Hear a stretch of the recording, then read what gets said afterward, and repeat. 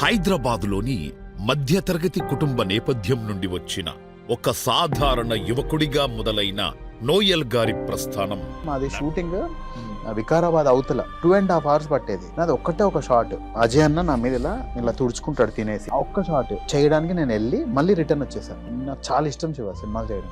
నువ్వు అన్నా ఏం చేస్తున్నా అంటే ఇదే చేస్తున్నాను. అది ఒక్క షాట్, అర నిమిషమా.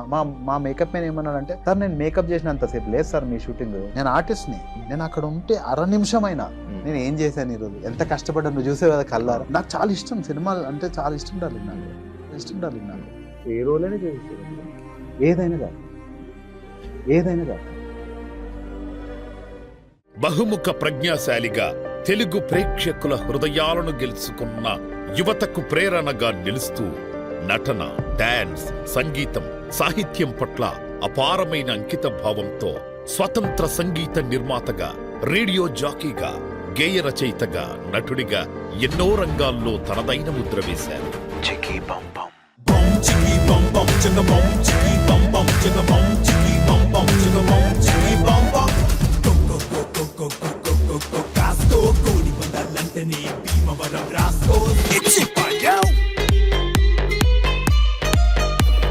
తెలుగు చిత్ర పరిశ్రమలో నటుడిగా అడుగుపెట్టిన నోయల్ గారు అన్నితర సాధ్యమైన ప్రతిభతో అనతి కాలంలోనే తెలుగు ఇండస్ట్రీలో తొలి ర్యాపర్గా, గొప్ప యాక్టర్గా గొప్ప పేరును సంపాదించారు.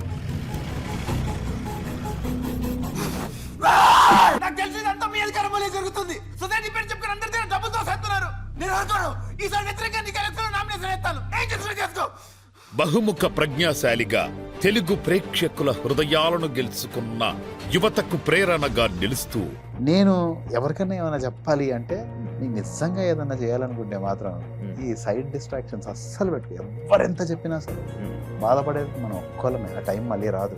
నాకు దానికంటే మంచి టైం వస్తుంది ఫ్యూచర్లో, బట్ పోయిన టైం రాదు. ఆడి డ్రీమ్ ఏదైనా సరే మధ్యలో ఎవరిని రానేది. అమ్మాయి అయితే అబ్బాయిని రానేది, అబ్బాయి అయితే అమ్మాయిని రానేది. మనం ఏదైతే డిసైడ్ అవుతాం దేవుడు ఇస్తాడు. మనం డిసైడ్ అవ్వకపోవడమే ప్రాబ్లం. खुदी को हर बुलंद इतना कि हर तकदीर से पहले खुदा बंदी से खुद पूछे बता तेरी रजा क्या है. ఇప్పుడు మరోసారి తన ప్రతిభను చాటుకోవడానికి దుమ్ము లేచిపోయేలా తెలుగోడి బీటుతో మన ముందుకు వచ్చేస్తున్నారు మోస్ట్ ఎనర్జెటిక్ నోయల్ గారు.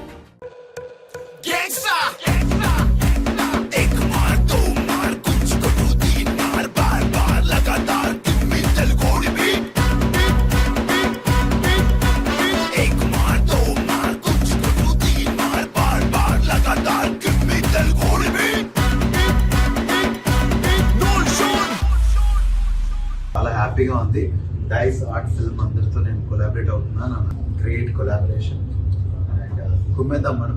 మా డైస్ ఆర్ట్ ఫిల్మ్స్ తో కలిసి ఇలాగే మరిన్ని వినూత్నమైన ప్రాజెక్ట్స్ తో మీ ప్రయాణం మరింత విజయవంతం కావాలని కోరుకుంటూ కంగ్రాచ్యులేషన్స్ నోయల్ సార్.